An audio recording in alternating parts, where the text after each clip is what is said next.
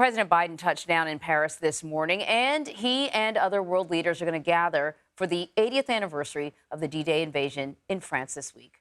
The president's trip to Europe comes amid the deadliest fighting on the continent since the Second World War, as Russia continues to make advances on the battlefield in Ukraine. Joining me now from Paris is CBS News senior White House and political correspondent Ed O'Keefe. Always good to see you again, Ed.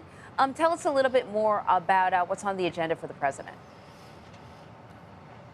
Well, today he is behind closed doors getting ready for 4 intense days of commemorative events and meetings here across France. Tomorrow he heads to Normandy to join world leaders like the French President Emmanuel Macron, members of the royal family, Ukrainian President Zelensky. He's also expected to meet with Zelensky on the sidelines of the commemorative events to discuss the ongoing war in Ukraine and the Ukrainian leader's desire to have a little more flexibility in how and where he can use American-provided weaponry in its ongoing war with Russia. Friday, the president heads to Pointe du Hoc, as you see there on the map, where he will give a speech, the White House says, on the future of democracy. We've seen other American presidents speak from that point between Omaha and Utah beaches, where those that stormed that beach, Americans, were able to successfully overtake German artillery weapons.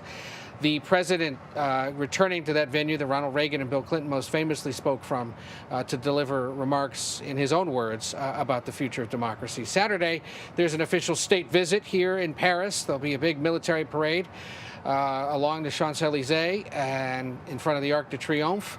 There'll be a state dinner that evening and meetings throughout the day about various global issues, whether it's climate change, how to deal with China, the wars in the Middle East and Ukraine. Sunday, he heads to an American cemetery where soldiers and Marines who died during World War I are buried. It's a site that then President Donald Trump did not visit during his visit here in 2018, claiming the weather was the reason why, but reports later surfaced that he called those that were buried at the site losers and suckers, something that the current president has grasped on ever since as evidence of his lack of seriousness on national security and military affairs.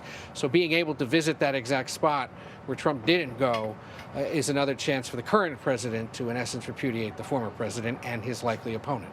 You know, Ed, I cannot recall who said this, but there's a line. It goes something along the lines of history doesn't always repeat itself, but it often rhymes.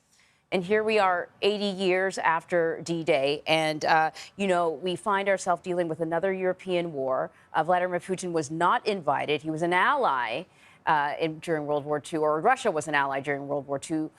And now Putin finds himself uninvited to this, to marking of this impressive anniversary. And, of course, the alliance between European nations and North American nations, NATO, now more important than ever before.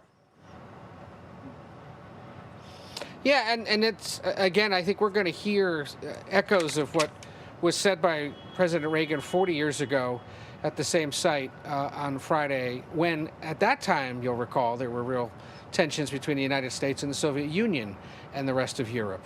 So to your point about it rhyming and not necessarily repeating, there are certain themes that seem to be repeating themselves for sure, and similar concerns that we've seen in this part of the world over the last 80 years.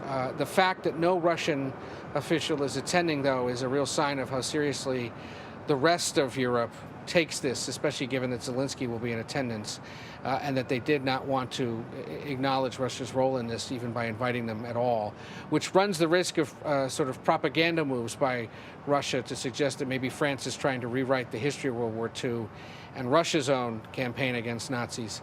And so we'll see how that plays out back in Russia in the coming days. But certainly, what's going on in Ukraine, what's going on in the Middle East to some extent, too, very much on the minds of the leaders who will gather here in France in the coming days.